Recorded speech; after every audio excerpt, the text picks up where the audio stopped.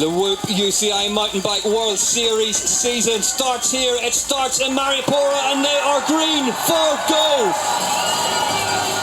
Evie Richards on the left-hand side of your picture leads them away.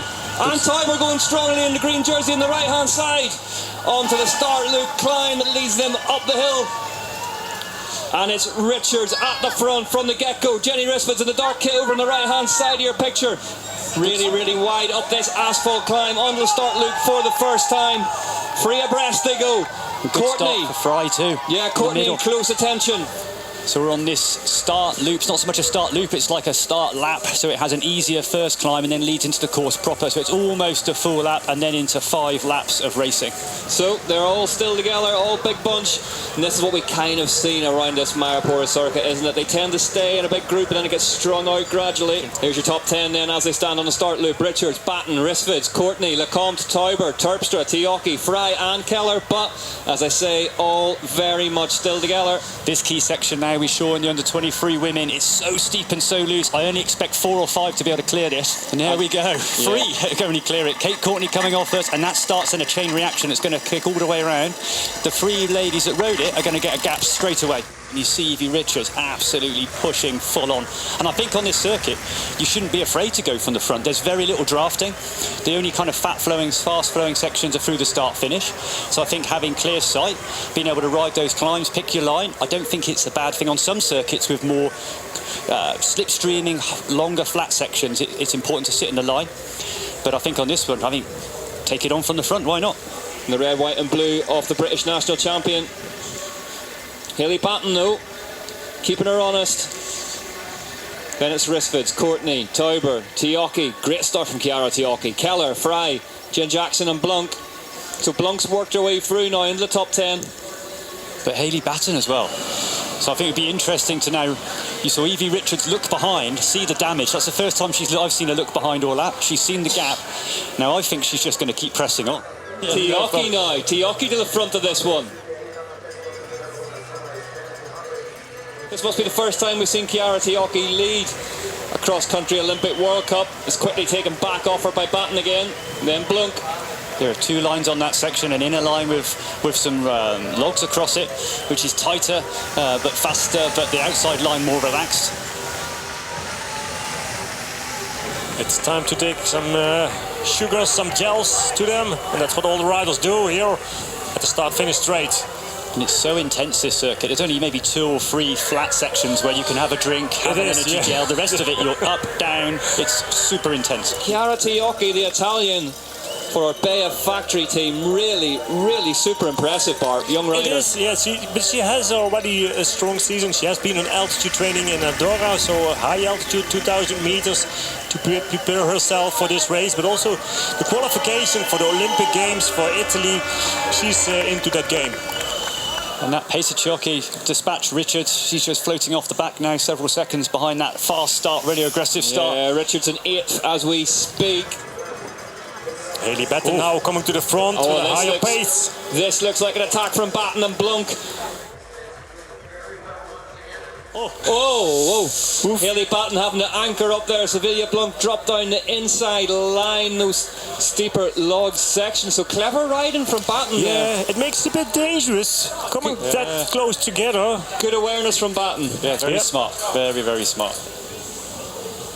Yeah, looking to each other. Yeah, the head's just starting to swivel a little bit as Risvids comes to the front now. But it looks like the speed is dropping a little bit here in this group. Jenny Risvids doesn't fancy any of that speed drop in business. She's moved to the front again. First time that we see here her leading. Yeah, as they head down into the start-finish arena then, 2 laps to go. Out on the lap 4. It goes so fast, this race. You can't take your eyes off this one. What a thriller to start the year. But only 9 seconds to Chiara Tioki. Not much. Chiara Tioki on one of the races of her career so far. Yeah, the pace of Risvids is setting. It's a good tempo, but not the hardest they can do. And I think just thinking about controlling their temperature and maybe setting up for that last lap. And that gap to Sevilla Blunk is just there. She still hasn't come back on terms. That pressure from Hayley Batten. I think Batten senses it. You know, she can turn a group of 3 into a group of 2 here. Blunk staying seated for the time being. Looking like she's treading water slightly here, Sevilla Blunk. And Risved's the shadow.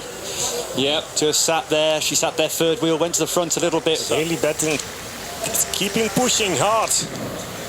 She has to. Going for their first ever UCI cross-country Olympic distance World Cup win to get the season going. No drinks, nothing for Jenny Risved's to cool down. No, Jenny Risved's not even wearing an ice vest in the warm-up and the call-up boxes. So she likes to ride in these conditions. From the Bart School of Acclimatization. Yeah. Sevilla Blunk. So only 4 seconds off, not that far. Is this an attack of Jenny Risved? It looks like that a little bit. There Jenny Risved. is Jenny Risved by herself. Where is Haley Batten? Haley Batten was in front of her. Crumbled.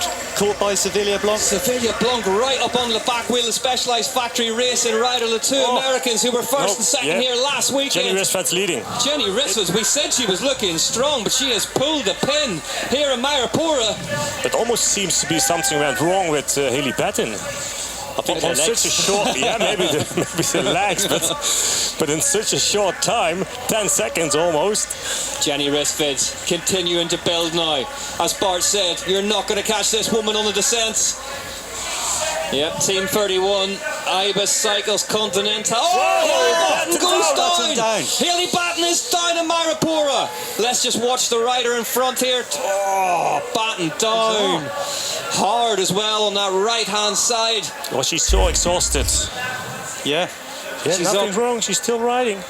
Blunk up into second place now. But it's Jenny Risved who's leading. But Jenny Risved's now all of a sudden is a 24-second lead as she heads towards the finish area here in Mairiporã.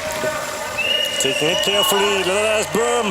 Jenny Risved then emerges into the arena in Mairiporã and tastes victory. Jenny Risved wins the opening UCI Cross-Country Olympic World Cup of 2024. Jenny Risved, what a performance. Sevilla Blunk heads towards the finish line, one position down on where she finished last weekend at the C1, but big smiles, celebrates a strong start to her season. Sevilla Blunk second in Mairiporã, and behind her, well, your heart goes out to Haley Batten. Heavy crash on the last lap. So strong throughout this race.